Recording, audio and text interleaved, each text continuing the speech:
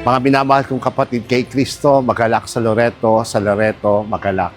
Bilang papalapit na ang marangal na kapistahan ng ating patrona, ang mahal na Birhen ng Loreto, buong galak ko pong ipinababatid ang aming taus-pusong paanyaya para sa nalalapit na pagdiriwang ng kapistahan ng mahal na Birhen ng Loreto 2025 na may temang Loreto, ang tahanan ng pag-asa. Naway magsilbi po itong panahon ng pagdidipisyon, panalangin at masidhing debosyon sa ating ina, ang mahal na Birhen ng Loreto.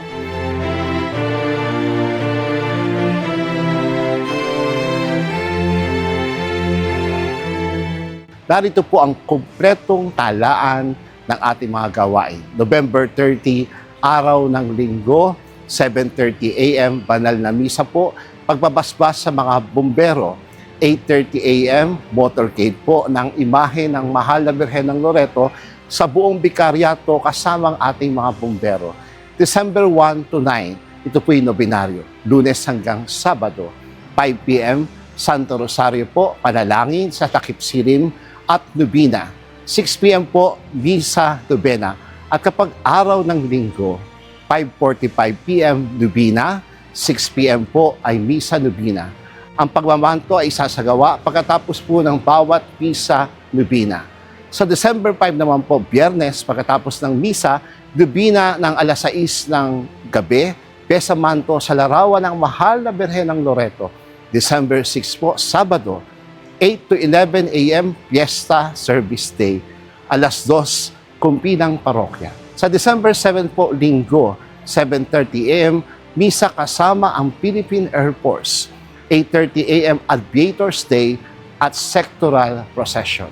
December 8 po, Lunes, dakilang kapistahan ng Immaculada Concepcion, Holiday of Obligation, kung saan lahat ng Katoliko ay kinakailangan magsimba. Mga oras ng misa po ay umaga, oras-oras, mula alas 6 ng umaga hanggang alas 8 ng umaga. Sa tanghali po, alas 12 ng tanghali, sa hapon, alas 4 ng hapon, at sa gabi po, alas 6 at 7:30 p.m. ng gabi. December 10, Miyerkules, araw ng dakilang kapistahan ng ating mahal na Birhen ng Loreto.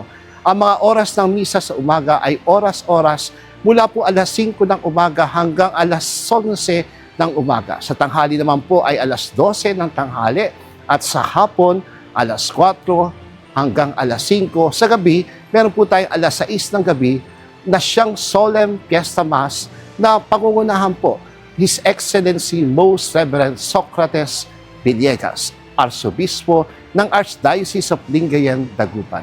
At alas 8 po ng gabi na siyang huling misa sa araw na ito. Pagkatapos po ng alas 6 ng gabi ay maringal na prosesyon ng imahe ng mahal na Birhen ng Loreto. Sa December 13 po, Sabado, alas 2 ng hapon, kasalang parokya. Alas 4 po ng hapon, Dayaw Maria Festival na binubuksan natin sa buong bikaryato ng Our Lady of Loreto.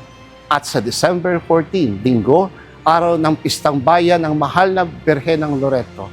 Ang mga oras po ng misa ay dating Sunday Mass schedule. Ngunit wala po munang 11:15 Mass para sa linggong ito.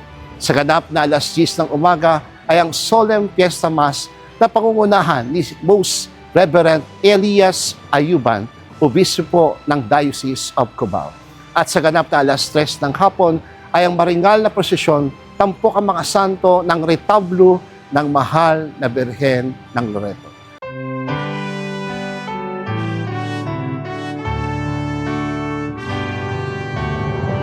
Mga kapatid, sa pagkudita natin sa 412 taon ng biyaya at pananampalataya, nawa ang ating mahal na ina ay patuloy na maging tahanan ng pag-asa para sa ating lahat. Inaanyayahan ko po kayong makiisa, makibahagi, makisaya sa dakilang pagdiriwang na ito ng ating parokya at pambansang dambana. Marami pong salamat, pagpalain tayo lahat ng poong may kapal. Viva la Birhen!